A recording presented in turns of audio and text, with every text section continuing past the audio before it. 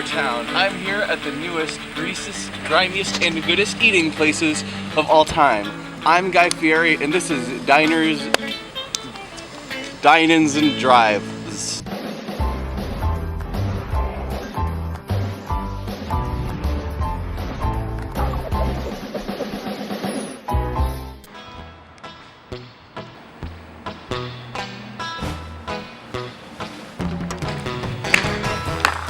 Alright everybody, I'm ready for this one way ticket and one stop ticket and one way ticket to Flavor Town. It's a one-way trip with a one stop ticket and it's one way.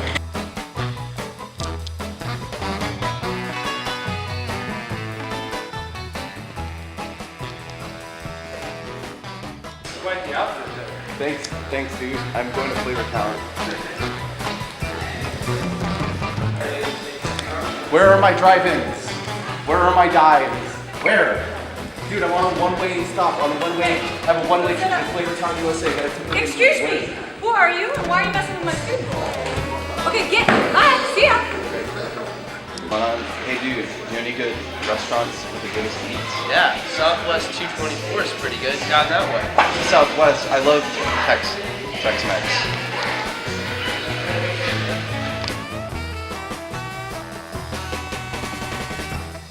Looks like Guy's going over the border with a little bit of Southwestern flair, a little bit of Tex-Mex. I'm here for a one-way stop into Flavor Town. What are you laughing at? That is so funny. What are you laughing at? Dude, is this Guy Fieri? What is going on? What are you guys laughing at? Oh my god. I'm here to get some Southwestern flair, a little bit of Tex-Mex, because Guy's going over the border with some new kind of flavor, all the way to Flavor Town, USA. Hey, Guy's in the building. I'm Guy Fieri, and I'm here looking for some diners, drive-ins, and dives. What do you think of the restaurant here? Because I'm looking for a one-way stop to Flavor Town. You got it? Yeah. Looking for diners, drive-ins, and dives. Well, we don't have food, but we got some pretty sick calculus.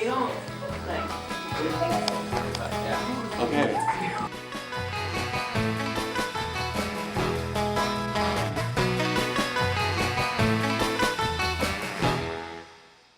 Okay, Guy, today we're going to learn about the product and quotient rule.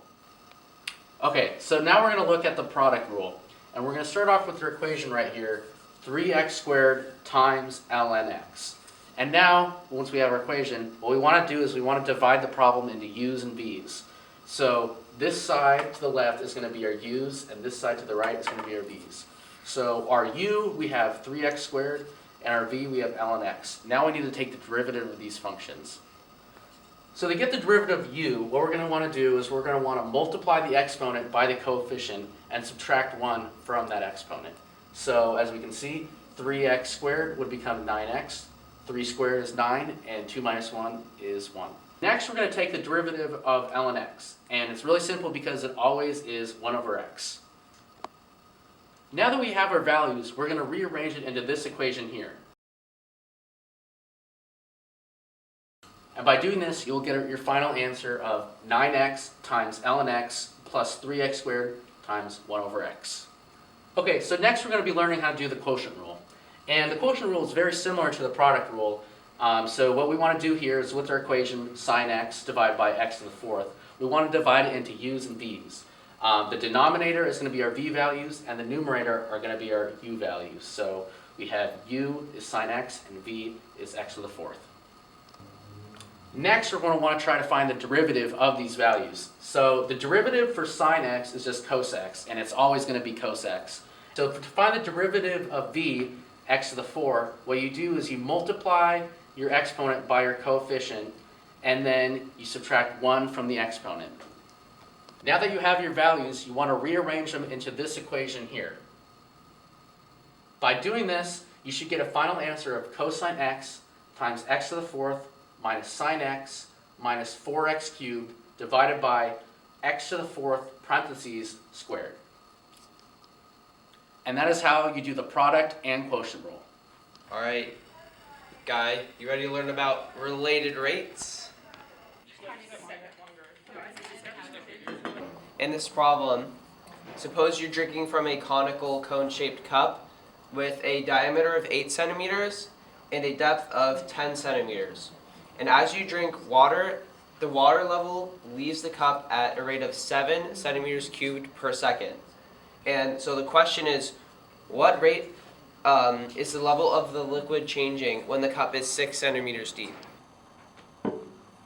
Alright, so what we know is that dV over dt equals -7, and what we're solving for and what we want is dy over dt. So the first thing you do is isolate x, so x equals 0.4y. Then you simplify the volume equation right here using that 0.4y. And then you get your general formula before you put in your particular values, and then you solve for dy over dt, getting -0.39 centimeters per second. Alright guy, now we're going to learn about critical points. So we're going to use this equation, and then we are going to find the first derivative. That's the first step. And how do you do that? Well, we do the power rule here, 8 times 3, 24, and we do the power rule here as well. And we do the coefficient rule for this 42x, making it just the 42, and the coefficient here just becomes 0, so that's left out. Next, we solve for 0 using the quadratic equation shown here.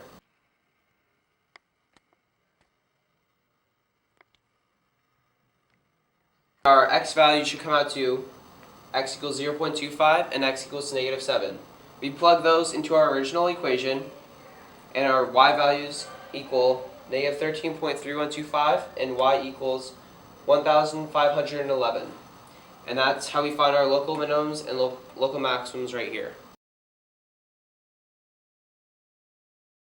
The next thing we're going to do is find the point of inflection. So to find the point of inflection, we solve for the second derivative of the original equation using the power rule and the constant rule. So y double prime equals 48x plus 162. And the next thing we want to do is isolate this x and solve for 0. So down here we have negative 162 equals 48x. And negative 162 divided by 48 equals x. So this x value comes out to -3.375. And we take this x value right here and we plug this into the original equation. So we are left with 8 times -3.375 cubed plus 81 times -3.375 squared minus 42 times -3.375 minus 8. And that gets us to the answer of 748.8436. And so we know that with the x and the y coordinate, the local inflection point is at -3.375, 348.8436. I'm gonna die of starvation, but I never thought calculus could be so cool. Woo-wee boy! What an episode, huh, Flavortown Rescue Rangers? Join me next time on Diners, Drive-Ins, and Dives, where I go to another place.